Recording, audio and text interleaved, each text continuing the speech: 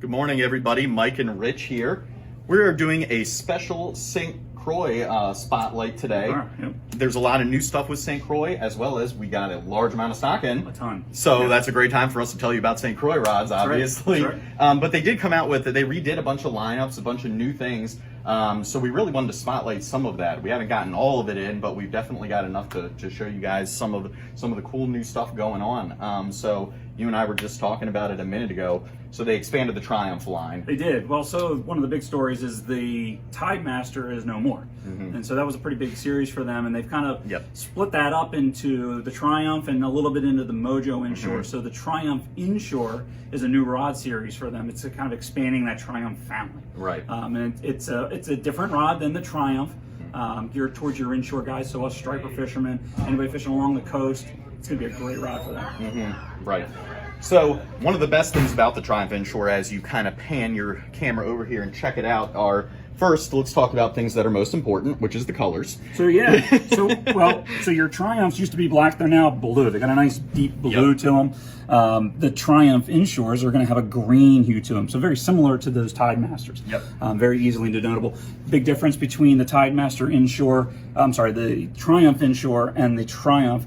They're going to have different componentry, more saltwater based componentry. You're going to have longer butt sections to the rods, going to keep the reel a little bit farther away from you, give you a little more leverage on your forearm with those bigger fish.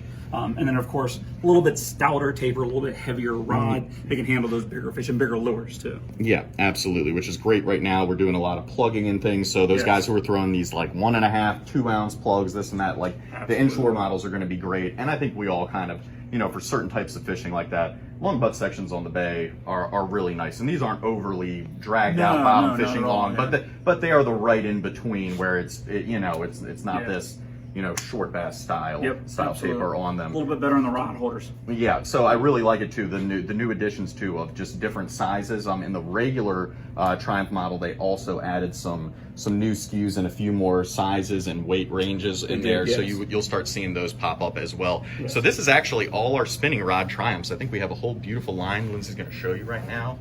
We need some nice background music playing. Check them out. So a really nice lineup, covers everything from panfish all the way up to your longer, stouter rods for heavier freshwater and of course your brackish water bay fishing and whatnot.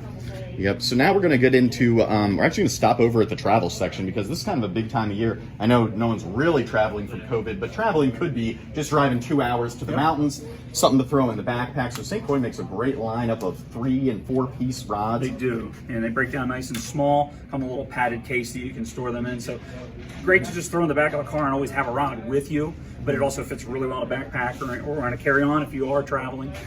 Yep, absolutely. And so right now we have mostly the Triumph models in here, I think, on those, but we do carry these in casting and spinning. So we do, yeah, there's a casting model as well for the casting fishermen. Yep, absolutely. And then as we go down the line here, so we got some Mojo Inshores, very popular rod. We talked about the rod length, butt difference, the heavier componentry, heavier taper. So we got some of those. And then moving into kind of the opposite end of the spectrum, we have the Panfish Rods. Personally, one of my favorite. A great perch rod, a great freshwater rod for crappie, big trout fishermen, so I really like those as well. The Panfish, and then the Trout series, we have a few of those. The Trout series being a 2-piece version of the Panfish, a little bit different coloration in the blank, but the tapers will be the same. Moving to the Mojo Cat, so more of a catfish rod, very heavy, stout rod for those catfish fishermen, part of the Mojo family, which is a nice one. Continuing with the Mojo Glass for the bass fishermen out there. Great crankbait rod, has a lot of nice bend, bend all the way down to the rod butt for you, which is great for working those crankbaits. Absolutely. Mojo Bass, hugely popular rod. It's kind of what got the whole Mojo series started, which is nice. Yeah, and then Bass X, of course, too. I feel like I don't even have a sales pitch for this other than we have them in stock finally. It's and a great so rod. For all those guys just snap jigging, all these sort of things in the bay, it's it's obviously one of the most popular rods. And then just kind of ending up with our casting rods. We saw a few casting rods with the travel stuff, but again, they did it, like you said, they got rid of the whole Tide Master line, so that's not just spinning. So that's also coming along in your casting version. So you're going to see these new lengths and weights in the store now. So I know we have a bunch of those different ones in stock, again, as well as Bass X and things like that in stock. We do. And One of the new rods going into the Mojo series, we have plenty of the Mojo Bass and a few Mojo Inshores, but the Mojo Muskie. And so this is a very stout rod, nice big grips on these, really kind of hold on to them for those bigger fish. And it has the wind grip, which is nice. Wind grip's going to be real tacky. It's going to have a lot of texture to it. Give you really good grip even when your hands are wet, which is nice. Yeah, and it's funny Rich pulled that because we didn't talk about this beforehand, and I was literally going to grab this exact same rod when we came over here, because we do carry certain things for certain reasons. So like the Mojo Cat over there is a 7-foot medium fast action rod. It has a nice long butt on it, so it is really can be that bottom fishing rod, that leverage type rod for you. This fits in that same thing. It's called Mojo Muskie. This is the shortest length and the lightest weight they make, and really what it amounts to is it's a 6'10" medium. Don't let the medium fool you. It is stiff.